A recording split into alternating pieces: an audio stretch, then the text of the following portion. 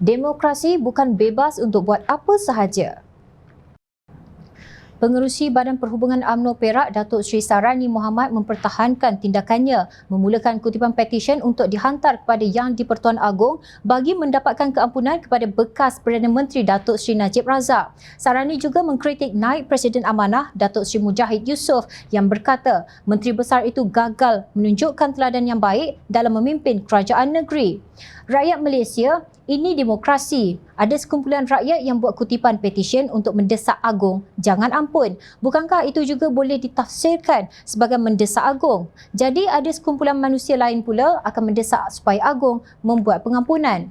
Ini demokrasi dan semua orang boleh bersuara. Jadi yang berbahagia Mujahid mungkin salah tafsir ataupun dia ambil berita daripada berita yang tidak pastilah. Dia salah tafsir sebab dia tak ambil daripada cerita asal, ujarnya. Terdahulu Mujahid berkata Sarani selaku Menteri Besar Perak tidak sepatutnya menggambarkan kepada rakyat Perak bahawa beliau membela perasuah berprofil tinggi yang telah disabitkan kesalahannya melalui proses undang-undang yang berjalan selama 4 tahun dari tahun 2018 hingga 2022. Saya turut kesal sikap beliau sebagai Menteri Besar kepada rakyat Perak gagal memahami fakta kes yang dengan jelas dikaitkan dengan dakwaan kukuh salah guna kedudukan, pecah amanah dan pengubahan wang haram di mana dakwaan bermula sejak 4 Julai 2018, ujar Mujahid. Beliau mengingatkan seramai 57 saksi dibawa oleh pendakwa yang prosidingnya berjalan selama 58 hari, manakala pembela menampilkan 19 saksi yang prosidingnya berjalan selama 33 hari. Apakah Menteri Besar Perak ini bersimpati kepada salah guna kedudukan, pecah amanah dan pengubahan wang haram ke atas dana rakyat yang kini terpaksa menderita dengan kes ini dan 1MDB? Kes SRC ini melibatkan salah guna kuasa Najib Razak pada tahun antara 2011 dan 2012 sebagai Perdana Menteri dan Menteri Kewangan yang meluluskan pinjaman KWAP, kumpulan wang pencen bernilai 4 bilion ringgit.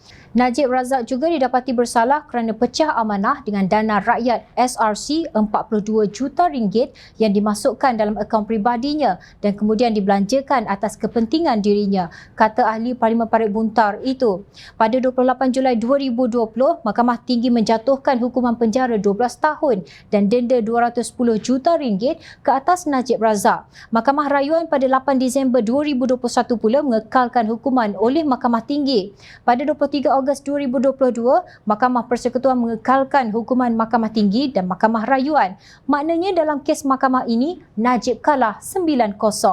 Jika inilah sikap Menteri Besar yang mengheret rakyat menyokong perasuah yang terbukti mencuri duit rakyat, warga Perak harus protes atas sikap ini dan menghukum Kerajaan Barisan Nasional Perak yang jelas gagal menunjukkan teladan dan sikap tegas menentang rasuah dan membentuk kerajaan yang ada maruah dan berintegriti. Dalam satu kenyataan, video Mujahid menekankan bahawa Najib kini masih berhadapan dengan beberapa kes berhubung salah guna kuasa One Malaysia Development Berhad 1MDB. Cukuplah Menteri Besar Perak.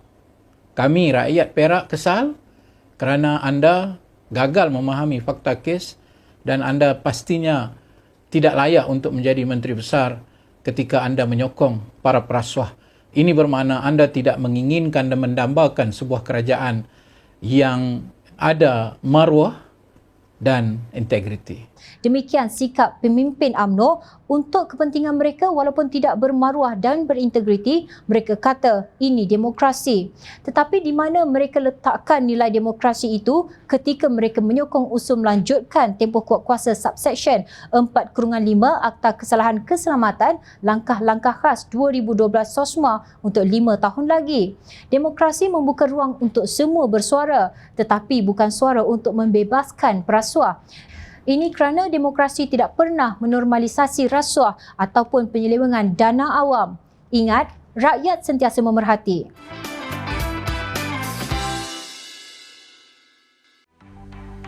Mencari maklumat dan berita politik yang bebas, kupasan yang tepat, panas.